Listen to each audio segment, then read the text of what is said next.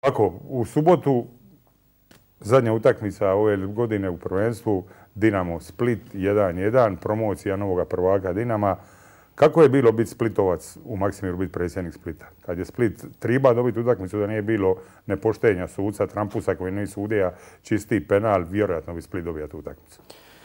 Pa ovako, ja suđenje ne želim komentirati, a što se tiče same utakmice, cijela hrvatska javnost vidjela je kakva je bila utakmica i kakva je momčad naš RNK Split. Sigurno je da je biti predsjednikom Splita bilo velika čast i jako veliki uzbudljiv osjećaj s obzirom na sve ono što je Split napravio. Ali mislim da i šire, ne samo mi ljudi koji smo bliže Splitu i u Splitu, nego i navijači i prijatelji Splita trebali su se ugodno i zadovoljno osjećati nakon takve utakmice, jer i trener Katalinić je najavio da je to zapravo utakmica za Europu. I ono gore što je bilo u Zagrebu, bila je to utakmica zapravo evropskih momčadi. Na kraju je rezultat bio takav kakav je bio. Ukupno ja nisam nezadovoljan rezultatom. Bilo bi mi drago da smo i pobijedili, hvala Bogu. Priču o penalu ostavljam javnosti. Pa je penal, nema već tako gotovo bilo i prošlo bija. To nije stvar dojma, nije stvar ili koga gurija, nego udrija balun u ruku čovjeka, igra je rukom, balun ulazi u praznu branku, međutim, eto. Sudac to slučajno nije vidio. Da je bilo na drugu stranu vidija bi 1000%, pa neka mi sad ko reće da sam neobjektivan. Pa možda mu nije zanimanje, glavna profesija suđenje nogometnih utakmica, nego nešto drugo. Dobro, neka njega. Recite mi ovako, prije početka sezone bio sam u klubu i vi ste najavili, svi su govorili i svaki po meni normalan, ne govorim da ste vi nenormalan, nego svaki normalni čovjek je rekao najvažnije je ostati prvu godinu u ligu. I to je stvarno bilo u tom trenutku najvažnije. Vi ste rekli pitanje ustanka ne dolazi u obzir, mi ju rješavamo na Europu. Odakle vam u tom trenutku takva hrabrost reći za klub koji je nakon 50 godina ušao u prvu ligu? Pa nisam ja bio tako strašno hrabar, ja sam bio samo realan i uvjeren da ono što radim i ja i moj brat je stvarnost i realnost, da, brat Jozo. I mi smo skupili momčad koju jesmo, stručni stožer takav kakav je i direktora Praliju i sve to skupa organizirali momčad i klub i nije bilo razloga za ne biti optimista u toj cijeloj priči. Naravno ali je puno je, oprostite što vas prekidam, puno je za letice, mi ćemo ući u Europu. Čekaj malo, di dobre Dinamo, Hajduk, to se znalo, Osijek, Rijeka, Varteks, ti klubovi Zagreb koji su u tom trenutku su bili klubovi, bilo sportodgaška imena, Split je u 2 godine došao do prve lige. I sad mi ćemo ići u Europu. I sad morate reći, jesam li vam reka, ima sam pravo. Ali u tom trenutku je bilo, meni se čini malo preambiciozno, da ne reći neku drugu riječ. Znate šta, Mosore, ni Amerika nije što je nekad bilo. Prema tome, neko je novo vrijeme i to novo vrijeme, novi nogometni duh je ušao u Hrvatsku nogometnu ligu. Htjeli neki to ili ne i to treba kao takvo i poštivati. Mislim da ovo mjesto koje smo osvojili na ljestvici je naša realnost. S time smo jako zadovoljni i ponosni. A dogodine ćemo vidjeti što će biti. Znači, do godine, rekli ste nakon zadnje utakmice, tako sam čuo, ja nisam bio u Maksimiru, do godine nećemo biti treći. Da. Sad zašto bi bili treći? Znači, prepostavljam da mislite makar jednom isto više. Pa ja uvijek mislim prema gore. Ajmo se vratiti samo malo unazad, iako se to već zna, ali takve te priče, te najljepše bajke nogometne nikad dosta za pričat. Dakle, proliče 2008. godina. Proliče 2008. godina, prije 3 godine Split je bija u 4. ligu i bija je prvak 4. lige. Do godine ulazi u 3. ligu i u prvoj sezoni postane prvak 2009. Odmah ulazi u 2. ligu i odmah 2010. postane prvak 2. lige, ulazi u 1. ligu i sad 2011. u Europu. Poludilo sve. Ne, ozbiljno, stvarno šta se to dogodilo? Pa ne znam, ja ne znam, meni svi pita kako, ne znam. Pa sigurno da... Igraju i pobjeđuju, eto, jednostavno to. Pa upravo tako, igramo i pobjeđujemo. Kako je Split ušao u 1. ligu, ne znam, sam to negdje rekao, ništa više zapravo u ovoj ligi nije kao što je bilo. Malo ću se našali da mi nismo bili takvi kakvi jesmo, liga bi bila malo i bezlična. Dinamo Hajduk tu zapravo nije bilo prave utrke. Dinamo je davno osiguran naslov prvaka, evo, vjerojatno i pred osvajanjem kupa Hrvatske, tako da Split je kao nekoga ugodno iznenadio, ali mi smo od početka vjerovali u to. Mi smo svu svoju energiju pozitivnu i davali u to i ona se na kraju pretočila ovim mjestom na ljestvici. Međutim, dolazak u taj, tada je se zvao nogometni klub Split, nismo mi došli tamo epizodno, nismo došli tamo da bi... Malovaj Kovirova. Mislim, zašto to ne reći? Malovaj Kovirova, evo, ja ću reći otvoreno, meni su govorili, ja nisam znao zašto ste došli, ja sam bio malo sumnjičav, ali su drugi otvoreno govorili, došli braća Žužul, pokrast nekretnine, raspusti klub, uzest zemljište, otića. To ste vi čuli takve priče. Šta je od toga točno? Dobre, onda se tako govorili. A šta je točno? Ništa. To nije točno. Sad ću ja ispričati jednu priču kad sam bio tamo u onom kafiću gore. Tamo gdje su klubske prostorije. To je jedna od tih ovako dogodovština. Ne znam ko je bio sa mnom u društvu, ali znam da su bili ljudi koji su tada vodili Split. To su isto bili veliki poklonici Splita, ljudi koji su voljeli Split, koji je dan danas volje. I među njima je bio i Jačo Križević. Otac mu je legendarni Splitovac, on je i brat pravi Splitovci dugogodišnji. I ne mislim ja o njemu ništa loše reći, pače želim ga i ovom prilikom pozdraviti, ali oni su isto tako bili tih uvjerenja kojima vi govorite, onda je on govorio meni, da, znaš šta Slavene, daj ono dolje kod Marijana, uzmi ono što si potrošio, ostavi nama ovo ovdje, za ovo ovdje i bez problema ćemo mi drugu, pa možda i prvu ligu. Da se ja njemu na to odgovorio, znaš šta, ja ću ne mislim ja ništa prodavati, ako ništa ne prodavamo, Europa nam je pod nosom. I evo, kao što vidite, ostvarilo se to da evo možda već u 7. mjesecu, prvo kolo lige za kup UEFA. Vi ste, može se tako zovu vas i vi ste i brat zapravo gazde kluba. Međutim, gazde kluba, šta ja znam koliko pratim sport, gazde kluba se vanka ponašaju drugčije. Iz razloga, oni su gazde, jedan Abramović, ja vas ne uspoređujem ni sa Abramovićem, ni sa Berlusconije. Jedan Abramović je gazda kluba, on sedi u svečanoj loži, on je pogon da ljudima, operativcima, Berlusconi je da svojim ljudima da vode Milana, ali sigurno znam da ste vi, brat, svaki dan u klubu i da de facto vi s tim klubom živite, vi ste i u slačioni, vi ste u klubskim prostorijama, jeste gazde, ali malo atipične gazde. Gledajte, Mosare, nije lako biti dobar gazda. Danas jedan od problema, možda i u našoj domovini, je to da nam je naći dobroga gazdu na puno mjesta, u puno poduzeća, pa i u puno klubova. I mi smo tom problemu pristupili svim svojim bićem i srcem.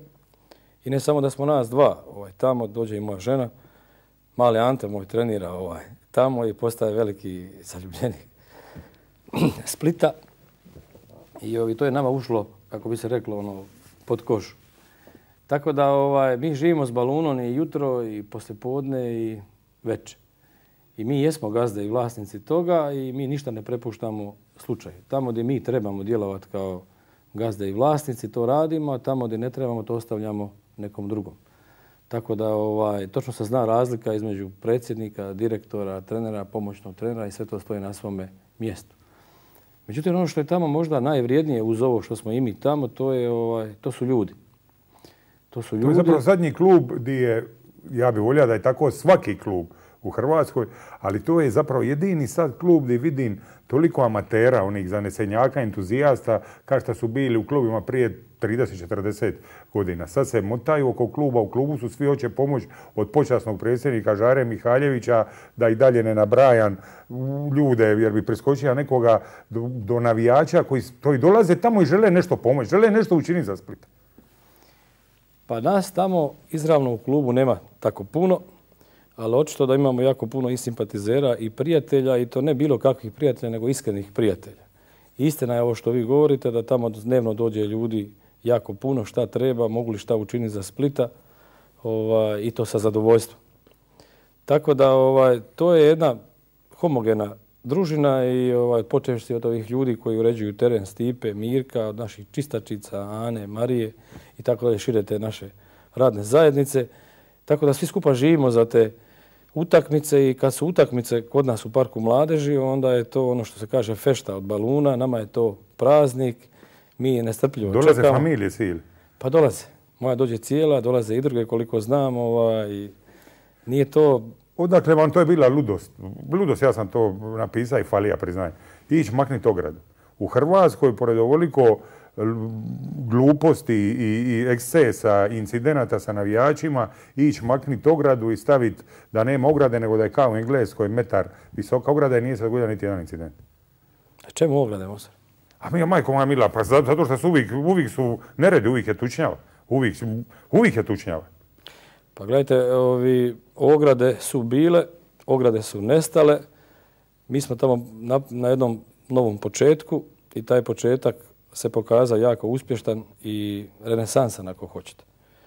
I ograde nam nisu nikada ni trebali. Publika je pristojna i više nego pristojna.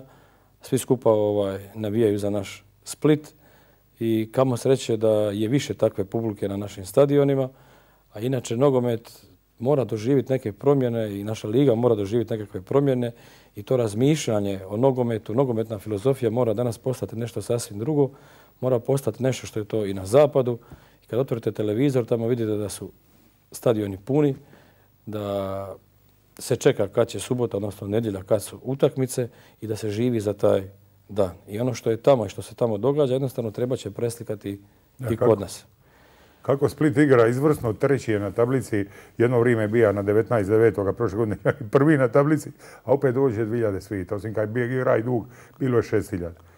Ne znam ali je to očito proces koji će trajati i svi skupa ljudi u nogometu moraju učiniti nešto da se jednostavno promijeni način na koji se sad promatra nogomet i doživljava nogomet. Neki ljudi će morati i otići iz nogometa, morat će se pojaviti neke nove face, nazovimo ih tako, a i klubovi kao takvi, ovi danas kakvi su i kako su organizirani, morat će mijenjati način svog ustroja i rada.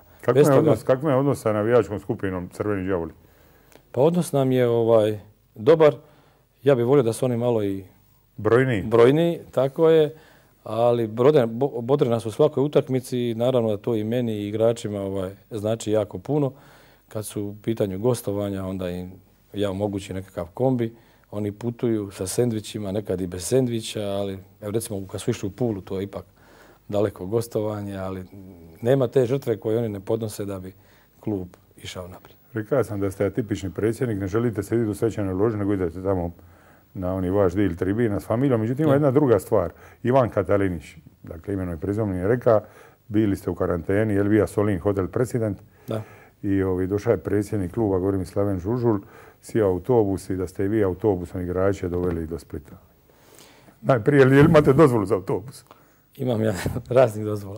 Imali ste dozvolu? Znam da imate za... Poslije ćemo mi govoriti o sklad gradnji, tako da nemojte mi da ćemo priskočiti temu sklad gradnja. Dakle, vjerojatno znate i bagere i sve to, ali nisam znao da imate dozvolu za autobus. Pa gledajte, mjesto iz kog ja potječem ili sredina iz koje ja potječem, vrlo, kad smo maleni znamo već voziti auta, bagere i tako dalje. Ja sam čuo da je to mjesto Grubine kod Imotskoga, jel? Je, moje rodno mjesto I da sam čuo da u tom mjestu, bez uvrede, da nemojte se smijati, da u tom mjestu Grubine ima više neispravnih bagera, buldožera koji su parkirani po dvorima nego kuća. Je li to istina? Nije baš toliko. Ima jako puno bagera i buldožera, ovo što govorite. Ima kuća isto, ima podosta. Neke su i prazne, neke su poluprazne. Su barem bageri puni? Ljudje su prepoznatljive po bagerima. Znate kako su, ja ću to malo usporediti.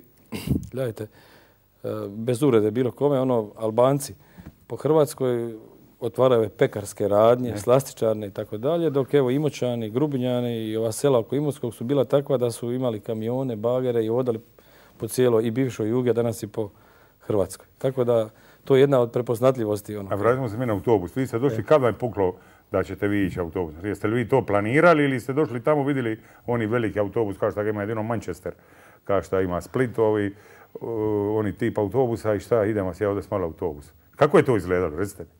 Jer nisam to nigdje pročitao. Samo je pisalo da je predsjednik Slaven Žužul doveo igrače autobus. Ali kako je to? Šta oni su mislili da je... To je ovako bilo. Obično kad su bitne utakmice ili malo manje bitne, onda ja i trener sjednemo malo pa popričamo od onome što nas čeka. Onda on obično reče, ajde predsjedniče, hoćete ih i vi malo ohrabriti i tako dalje. Onda unutar toga ja odem malo i pokušavam ekipu bodriti, dati malo hrabrosti oko toga svega. I ovo zadnje vrijeme bilo je često tih nastupa, onda ja mislim da je nešto promijeniti, da nije uvijek isto i onda ja uzmem autobus i dođem tamo i sad oni čekaju, sad ću ja nešto govoriti baš u tom hotelu Prezident. Evo, čekaju, oni šute, gledaju.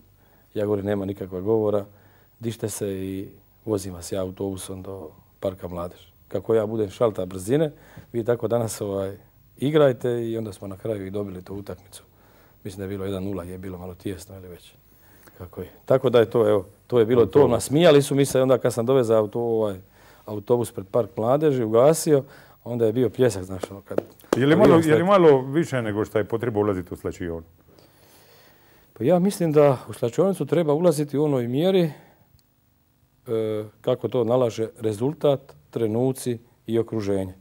Slačionica je isto jedno bitno mjesto kad su u pitanju nogometne utakmice, nogometna događanja i klub koji nema uredno složenu slačionicu, koji nema reda u toj slačionici, ne mislim samo na dresove i tako dalje, nego tu atmosferu, tako da nema onog zagađenog zraka, onda taj klub ima osnove za uspjeti. Tako da to ima svog smisla u dogovoru sa trenerom.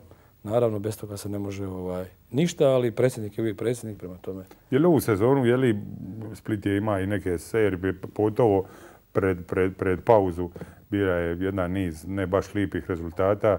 Jeste li možda razmišljali o tome da nešto mijenjate? Konkretno, jeste li razmišljali možda da promijenite Katalinića? Ne. Niste, nikad? Ne, naravno da okolina ima uvijek svoja razmišljanja, svak ima pravo na svoje razmišljanje, tako i okolina i prijatelji i oni koji su manje prijatelji, ali nisam ja o tome stvarno nikad razmišljao, ti je to padalo na pamet. Bolje da nije. Pa nije i Ivan je pokazao se velikim trenerom. I prije, a sad i u Splitu isto tako. Ako mogu sad, evo već kad o tome pričam, on je inače trofejni trener. I on je pod tom karizmom trofejnog trenera, koji je bio malo okolo Splita i šire, i došao zapravo kod nas u Split i mi smo od njega jako puno i očekivali. Sad ću ispričati jednu priču, nisam to nigdje pričao. Kad je on došao, onda on malo prije što ste vi govorili, oko ispadanja, znate. I on, ajde, daj, mogu li ja dobiti toga nagrade, ako ostanemo u ligi? Onda ja govorim, ne možeš to dobiti. Ne, to ne možeš dobiti, nagradu ćeš dobiti. Ako uđemo u Europu. Ako uđemo u Europu i samo tako, zato si došao. I tako smo se i dogovorili, onda on to sam malo prepričao. Tako je bilo to. Nema ono što on kaže nazad, i nema u borbe za opstanak, nego gledamo naprijed i gledamo svjetlo u... Prije utakmice s Dinamom bili ste na službenom ručku delegacija Splita i delegacija građanskog nogometnog kluba Dinamo. Vi, brat Jozo, Sučić, počasni predsjednik, Žare Mihaljević, sad dalje da ne nabrajam, ne znam točno, ovamo najjača moguća delegacija sa Barišićem i Mamićem, Zdravkom. Znači, kako je došlo do toga sastanka, kako je došlo, ako nije neka poslovna tajna, nogometna tajna, o čemu ste govorili? Ovako, kako je do toga došlo? Kad je Dinamo bio naš gost ovdje i ona je utakmica završila onako kako... Kad nam je ukrao sudac, isto nije sudija, ništa A je, majko moja mi. Zdravko Mamić je, ne znam, negdje izjavio da smo ga primili veličanstveno. I mi svakoga nastavimo primiti veličanstveno, ukazati mu dužno poštovanje i odvojiti malo vremena za sve. A što se tiče utakmice, o tome nema razgovora. Ja radim sve da bodovi ostanu u Splitu.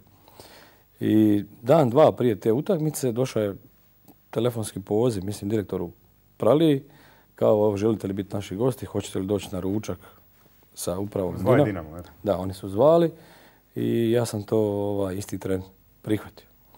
Mislim da takav ručak ili takvi ručkovi bi dobro došli kod svih naših klubova i nema razloga da uprave klubova ne komuniciraju. Šta se jede na takvim ručkovima? Ja sam prokajam se, te službene ručkove, ja to ne znam. Ja mogu ići u neku konobu, betulić, ali... Vas više zanima šta se... Ne, reći vam, šta sam je palo na pamet, šta se li to kavijari, tičje, mliko, ševina, jaja ili su šniceli? Ja meni nisam određivao, ali recite vi šta ste vi govorili. Bio je riblji meni. Taj će biti u Zagrebu, ne Bože gori, moj, Jugo je donilo. To je bilo je prekrasno što se tiče hrane, ali i ukupna atmosfera i druženje bilo je u redu. Ako nije tajna, jeste li ugovarali Hajduka? Ne. Niste, dobro je to. Nismo ugovarali Hajduka, razgovarali smo ovako malo o nekim tekućim stvarima koje se događaju u našoj zemlji i prvenstveno o nogometu, o širim nekim pogledima na nogomet, a i odnosima dvaju klubova. Jeste li možda govorili Liga 16, Liga 12, Liga 10? Jer se još uvijek ne znam, dok mi ovo snimamo, mi ne znamo ni ko će ispast, ni ko će ući, ne zna se ništa. A sve gotovo, prvenstvo, sve gotovo. Mi o tome nismo govorili, ja naročito nije mi to ni padalo na pamet jer nismo u zoni šutadi se. Ispada, više smo razmišljali nešto drugo, to je da kako od tog nogometa napraviti jedan dobar posao, jedan brend. Ovo što sam malo prije spominjao, kako to da u cijelom svijetu to je sport broj 1 i to je biznis 21. stoljeća, a kod nas se zapravo ništa pozitivno u njemu ne događa. Broj gledatelja, ne znam je li ostao na razini kao i prošle godine. 1.500 bit će prosjek. Tako da nešto se jednostavno mora mijenjati. Sad to nešto moraju udahnuti ljudi koji vode taj nogomet, a to mogu jednostavno samo ako počnu o tome razgovarati. I treba tražiti kako to promijeniti, di su greške i šta bi to bilo dobro promijeniti da se, ono što smo rekli malo prije, gledatelji vrate na stadione i da se igra još kvalitetniji. Jer vjerujete vi Mamiću? Pa ja Mamiću velikim dijelom vjerujem, a nema zapravo ono o čemu smo mi pričali, nema razloga da mu u tom dijelu i ne vjerujem.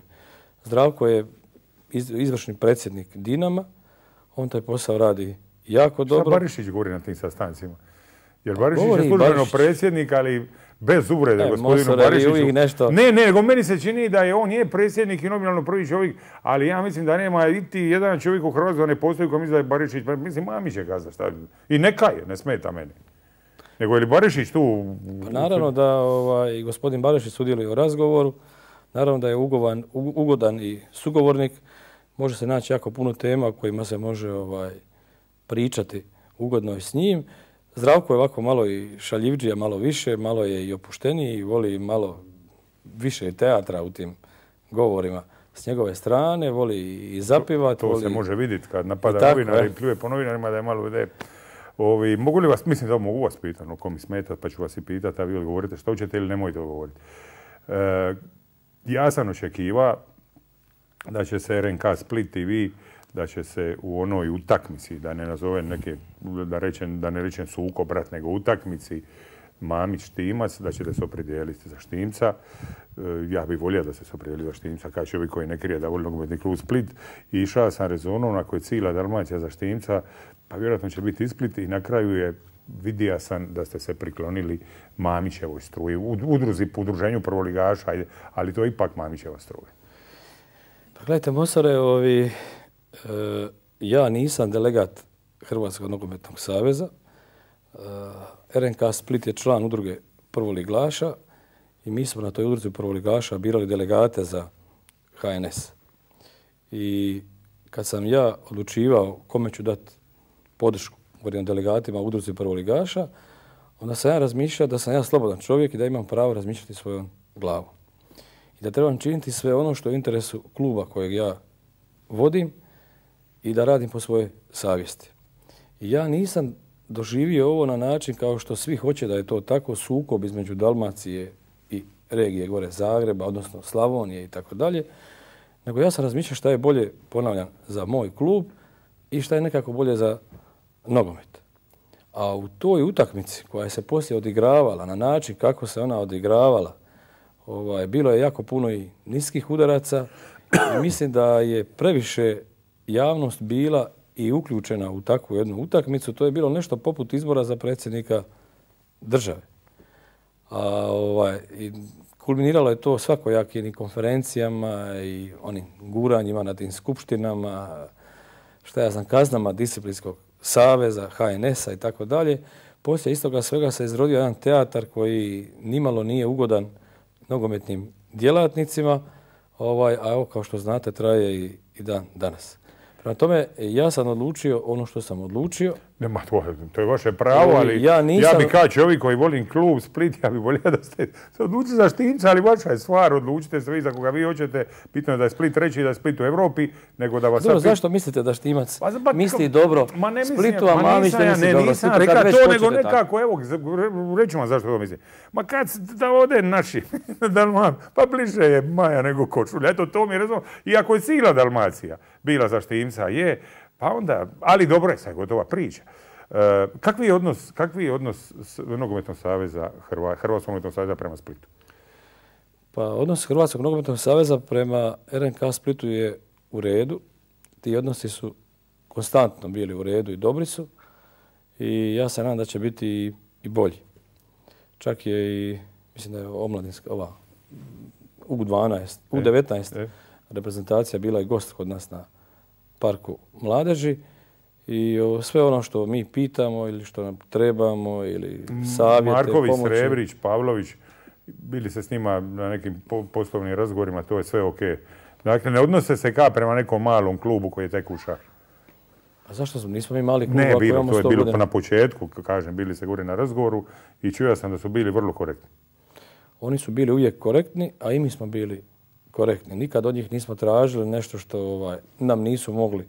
Je li istina anegdota jedna, možda nije istina, to sam čuo jednog zagrebačkog kolege novinara, da kad ste došli, kad ste tražili razgovor i kad ste došli u Nogometni savez kod Markovića, da je on rekao, kaj je to, drago mi da ste došli, oprostite, ali mi vam nemamo ni kune za dat. Onda da ste vi rekli, a mi pa nismo ni došli ni pitati. To je bilo na početku, mi smo imali, kako smo izlazili iz tečaja, pa je bilo problem licenciranja, ovo ono i tako, onda je ta visoka delegacija na čelu sa Markovićem i Srebićem nas primila i onda je predsjednik saveza držao taj monolog, priča, naravno cijela priča se svela na to, nemoj pitati ništa jer para nema, oni stalno grade taj kamp, ne znam već kako se zove. Onda ja digam ruku, ja govorim predsjedniče, pa možete recite, ja govorim, ma nisam ja došao tu pitati Tomce nego za nešto drugo. I onda se on otvorio, opustio i onda je to bila jedna sasvim druga. Govorite da je odnos Hrvatskog nogometnog saveza prema Splitu dobar. Kakav je odnos grada Splita? Čuja sam, čita i čuja da niste baš u bratskih odnosima. Pa, kako ono kažu, papir svašta trpi, da. Tako da naš odnos s gradom nije loš, ali mogao bi biti bolji. RNK nosi ime ovoga grada u kome živimo i odnos bi stvarno trebao biti malo bolji. Prvenstveno, kad govorim ovo malo bolje, onda to mislim na ove pomoćne terene. To fali Splitu za pravu licencu evropsku. Pa gledajte, ako hoćete ozbiljno raditi, onda morate imati tu infrastrukturu. Time se podrazumijevaju ti pomoćni tereni i ostali sadržaji koji to nose. I sad Split ima park mladeži takav kakav ima onaj zeleni travnjak s uvjetnom travom i da sad ne ulaze u te detalje oko toga, mi smo nekoliko puta išli u grad pokušavati to riješiti. Bezbroj puta smo izvali da se to riješi, konkretno gospođu Viskovića, ali sve je to ostalo na telefonskim pozivima i nismo ništa konkretno učinili. Konkretno za ovu godinu kad smo radili ovo licenciranje, onda je naravno ovaj pomoćni teren postao problem. I onda kako uz taj problem koji je bio, obratili smo se i Hajduku za pomoć. Znači čisto reda radi i nekakve forme, dajte neka papir, radi se o pomoćnom igralištu da zadovoljimo savez. I bilo je jako puno telefonskih poziva, sastanaka nije bilo i čak evo i... Ovdje je bio gost gradonačelnik Željko Kerum prije 2 mjeseca. Reka je doslovno nema onoga što grad Split neće učiniti za klub Split da dobije licencu i sve što činimo za Hajduka činit ćemo za Split. To je on rekao, citiram njega. Jeste li imali kontakte s gradonačelnikom vezano za probleme licence? Ne, mi smo te stvari rješavali, ponavljam, kod njegove pomoćnice, zamjenice, kako se zove, gospođa Visković. I nismo te probleme riješili. Da li će sad nakon ovih rezultata doći do malo boljih odnosa ili se taj problem riješiti, ja ne znam. Ono što ćemo mi sigurno učiniti sad, evo, danas završava posljednja utakmica županijskog kupa. Ponovno ćemo nazvati dolje u grad, tražit ćemo termin za razgovor i ako nas prime, opet ćemo iznijeti ovu našu problematiku i ja se nadam da će se to već konačno u nekom vremenu koje je pred nama i riješiti. Jer bez toga, gledajte, i ovo sve skupa što smo napravili, ne gubi polako smisao ako nemamo di trenirati, pogotovo kad su kišno vrijeme. Evo, prostite, koliko sam dobro razumijem, vi ne tražite od grada niti lipu, svojo bilo ovo sve zgradili, našminkali stadion, podigli kat, tribine, sve što treba, plus pomoćna igrališta, samo vam treba suglasnost njihova za teren. Zašto? Za zemljište? Ovako da... Dakle, vi ne tražite novce od grada? Ne. Ne tražimo mi novce od grada i mi nikad nismo tražili novce od grada. Mi na nivou godine možda dobijemo 53.000 kuna za cijelu godinu. Za cijelu godinu i za sve kategorije koje klub ima. Pa sad prosudite kako drugi daju i kako se grad odnosi prema RNK Splitu. Znači što se tiče pomoćnih terena, nama trebaju pomoćni tereni, nadamo se da ćemo to riješiti i sve ono što treba u to uložiti, mi kao klub smo spremni uložiti, to grad ne košta ništa, to grad košta nul. Što se tiče... Jer oni znaju to, prosite. Pa mi to stalno ponavljamo, ali ja se nadam da... Oni znaju da oni neće potrošiti niti jednu lipu. Znaju. Dobro. Što se tiče samog stadiona, i ono sve što je sad uloženo u stadion, isto tako grad je koštalo 0 kuna. I ono što bismo napravili, a to je da bismo možda tamo onu istočnu tribinu malo proširili, napravili nadstrešnicu, to će isto grad koštati 0, ali bez suglasnosti grada ne možemo raditi takvu jednu konstrukciju. Ali čujte, ne vi, nije sad pitanje Splita i vas, nego bilo koji sportski klub i bilo koji sportski teren. Pa ako neki klub koji koristi taj teren želi bez da grad uloži lipu napraviti nešto, pa nećemo to ni doma, to ostaje gradu, to ostaje ništa, ajde to ja razmišljam na glas. Sigurno da neće niko odnijeti, dapače, trebali bi se svi skupa tome veseliti. To bi trebala biti radost i gradu i ljudima koji vode grad i sportskim radnicima u gradu, u sportskoj javnosti i svemu da ima netko ko hoće u to ulagati. Jer to se jednostavno i mora ulagati, ako se neće ulagati, ne znam više, čak pada kiša, ko će doći na utakmicu. Znate, puše bura, di ćeš se malo skloniti. Treba rasvjetu za noćne utakmice i tako dalje. U to se mora ulagati. I sad ako grad ne može, ima netko ko može, ne vidim razloga da se to priječi. Slažem se. Sad možemo cijeli dan o tome taburati i opet nećemo zaključiti ništa. Uglavnom, klub ima interesa u to ulagati, potrebna mu je dozvola ili suglasnost grada. Ja se nadam da će grad konačno u tome svemu progledati. Pisat ćemo, molit ćemo, otićemo na sastanke i vjerujemo neko bolje sutra u tim odnosima. Govorili smo o odnosu sa Savezom, o odnosu s gradom. Kakvi su odnosi Splita i Hajduka? Pa Jesu li bratski ili su maćehinski ili su nikakvi? Ni dobri ni loši. Ne bih i nazvao niti jednom riječi koju ste vi naveli ovdje u svom dijelu dok ste pričali. Hajduk što se tiče rezultata Hajduka, neka Hajdukovci i oni koji ga vode ocjene kakav je rezultat. Što se tiče traženja Hajduka, vjerojatno je sad našao u novu upravu, pa možda osnova za jedan dobar početak. A malo prije sam spominjao dok smo tražili ovu licencu za nastupanje u prvoj Hrvatskoj nogometnoj ligi, tražili smo Hajduka taj papir, formalni papir za pomoćna igrališta i kao takav nismo ga uspjeli dobiti. Znači Hajduk vam nije dao? Da, Hajduk nam nije dao, tada je predsjednik bio Joško Grbić, je li? Josip Grbić, a znači to je bilo sad zadnji predsjednik, a predsjednik prije toga bio Svakuša, on nam je dao. On je dao Svakuša. On je dao papir, ovaj nam nije dao taj papir. Zašto nije? Mislim, ne da papir, znači da Split ne dobije licencu, ne razumijem to. Što se tiče tih zaključaka, neka je to izvlači tko hoće i kako hoće. Mislim da tu Hajduk je bio ispod imena kako se zove, ali nama su uskočili drugi ljudi iz Žrnovnice, iz Dugopolja i dali su nam oni svoje pomoćne terene, odnosno dali su nam suglasnost papirnatu takvu kakvu jesu. Ja im s ovim putem najiskrenije zahvaljujem. Tako da licenca postoji i za Hrvatsku i za Evropu. I za Evropu, tako da smo za... Gdje će Split igrati evropske utakmice? Evropske utakmice će se igrati gore u Dugopolju. Zašto se ne može igrati u Splitu? Kako ćemo Mosare? Mi moramo napraviti nadstrešnicu, mi moramo proširiti istočnu tribinu. Ja sam spreman to napraviti u mjesec ili 2 dana. Možda toliki rok imamo. Ali treba dozvole.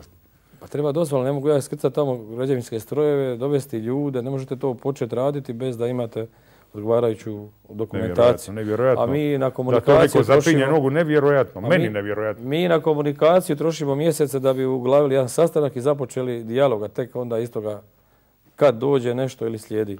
Omladinski pogon isto čini čuda. Dakle, danas je utorak, sutra u sridu igraju finale Kupa Hrvatske. Dakle, izbacili su i Dinama Rijeku, igraju finale.